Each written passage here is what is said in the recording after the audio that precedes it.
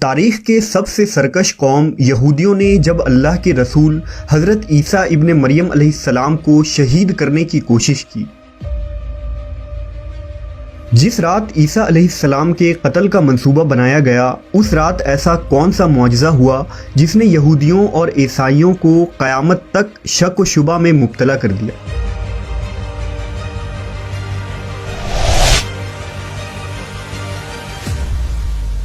ان کا یہ شک کفر میں کیسے بدل گیا، اور قیامت سے قبل ایسا کیا ہوگا کہ تمام اہل کتاب حقیقت و سچائی کو اپنی آنکھوں سے دیکھ لیں گے؟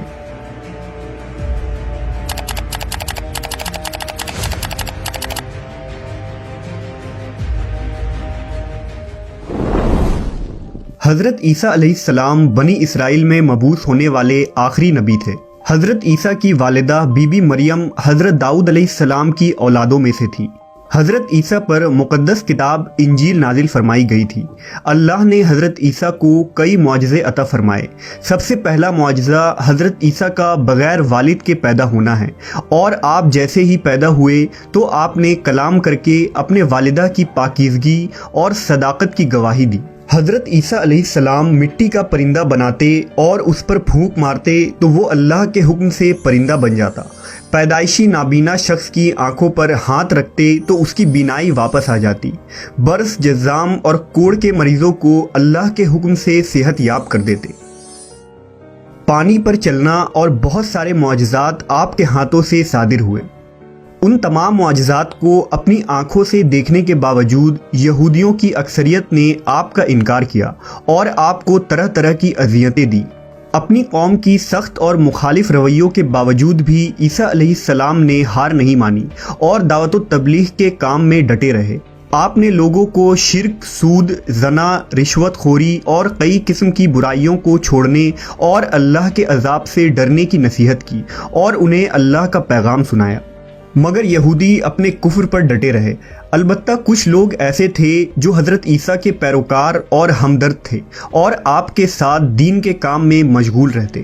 قرآن مجید میں انہیں حواری کہا گیا ہے۔ مفسرین نے حضرت عیسیٰ کے حواریوں کی تعداد 12 بتائی ہے۔ عیسیٰ علیہ السلام کا نہ کوئی گھر تھا اور نہ ہی بیوی بچے۔ آپ شہر شہر جا کر دین کی تبلیغ کیا کرتے تھے اور لوگوں تک اللہ کا پیغام پہنچاتے۔ یہودیوں نے جب عیسیٰ علیہ السلام کی بڑھتی ہوئی شہرت کو دیکھا تو انہیں اپنے دین کے متعلق خطرہ محسوس ہوا۔ روایت ہے کہ اس زمانے میں فلسطین کے علاقوں پر پلاطیس نامی بادشاہ کی حکومت تھی، جس کے پاس جا کر یہودیوں نے عیسیٰ علیہ السلام کی شکایت کی اور بادشاہ سے کہا کہ مسیح ناصری معجزات اور کرشمے دکھا کر روز بروز اپنے پیروکاروں کی تعداد بڑھا رہا ہے۔ اس طرح وہ ایک بڑی لشکر جمع کر لے گا اور ایک دن حکومت اسے مل جائے گی۔ لہذا بادشاہ نے حضرت عیسیٰ کو قتل کرنے اور سولی دینے کا حکم سنایا۔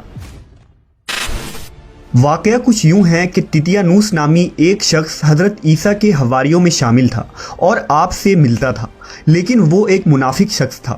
دراصل وہ یہودیوں سے ملا ہوا تھا۔ حضرت عیسیٰ کو بھی معلوم تھا کہ تیتیانوس ہی منافق ہے، لیکن آپ رب العالمین کی مشیت پر شاکر تھے۔ ایک دن حضرت عیسیٰ نے اپنے حواریوں سے کہا کہ کل صبح سے پہلے ہی مجھے ایک شخص چند سکوں کے عوض فروخت کر دے گا۔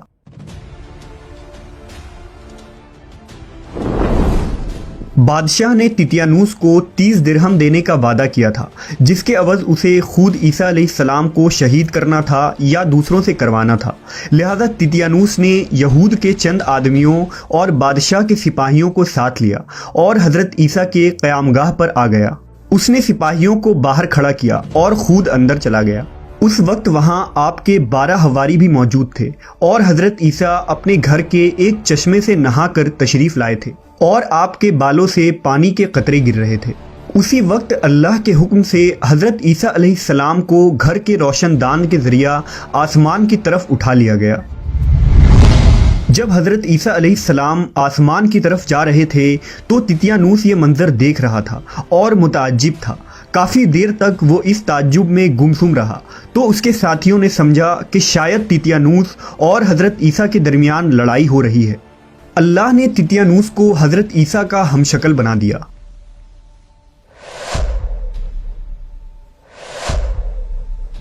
जब वो बाहर आया तो उसके साथियों ने यही समझा कि ये हज़रत ईसा हैं, लिहाजा उन्होंने उसे पकड़ लिया।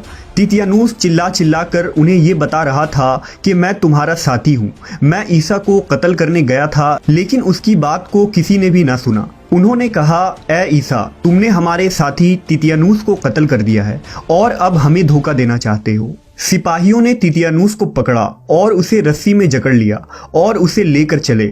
यहूदी और बादशाह के सिपाही उसे कहते जाते कि तू मुर्दों को जिंदा करता था और मजनून को तंदुरुस्त करता था, अब तू अपने आप को इस रस्सी से नहीं निकाल सकता। और इस पर वो थूकते और कांटे फेंकते, यहाँ तक कि वो लोग तितियानुस को उस सलीब के पास ले आए जिस पर वो हज़रत ईसा को सूली देना चाहते थे। कुछ देर बाद तितियानुस की लाश उस सलीब पर लटक रही थी।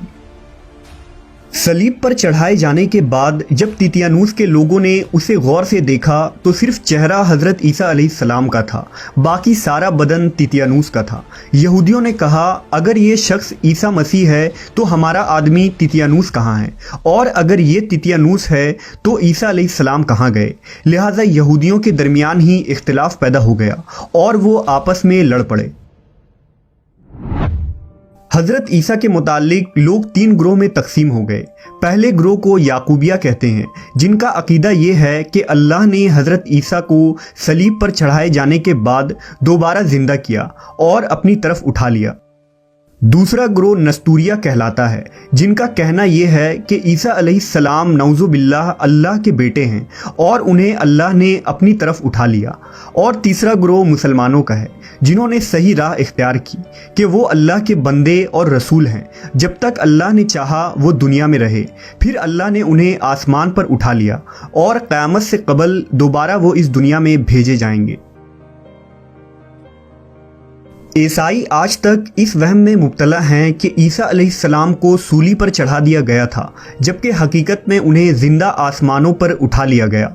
लिहाजा आज सारे ईसाई सलीब को पूजते हैं और उस सूली को अपने गुनाहों का कफ़ारा समझते हैं।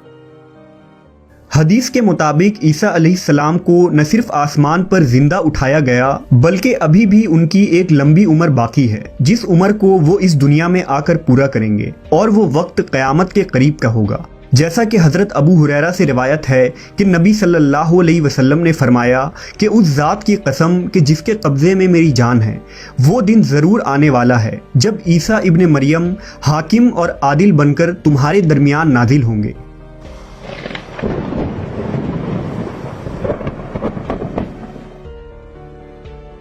वो सलीब को तोड़ देंगे, खिंजीर को कत्ल कर देंगे और जजिया उठा देंगे। माल की कसरत इतनी ज़्यादा बढ़ जाएगी कि उसको लेने वाला कोई नहीं होगा।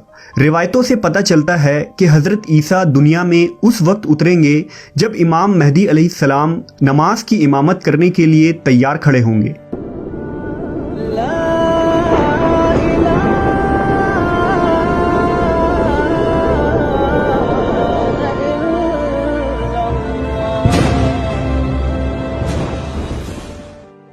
जब ईसा अलैहिस्सलाम नाजिल होंगे तो आपका रंग सुर्ख और सफ़ेद होगा। आप अपने बदन पर एक सुर्ख चादर ओढ़े होंगे और ऐसा मालूम हो रहा होगा जैसे अभी गुस्ल करके आए हों। आपके सर के बालों से पानी के कतरे बिल्कुल मोती की तरह टपक रहे होंगे। हज़रत ईसा अलैहिस्सलाम के दौर में कुफ्र और शिर्क ख़त्म हो चुका होगा और तमाम लोग एक सच्चे दीन पर जमा हो जाएंगे। दज्जाल की हलाकत भी ईसा अलैहिस्सलाम के ज़माने में होगी और पूरी दुनिया में अमन व अमान छा चुका होगा। हज़रत ईसा दुनिया में नाजिल होने के बाद 40 साल तक जिंदा रहेंगे और फिर आपकी वफात हो जाएगी। ये अकीदा सिर्फ मुसलमान ही नहीं रखते, बल्कि ईसाइयों का भी यही अकीदा है। लेकिन वो कब, कहाँ और कैसे नाजिल होंगे, इस बारे में दोनों मज़ाहिब का अलग अलग नज़रिया है।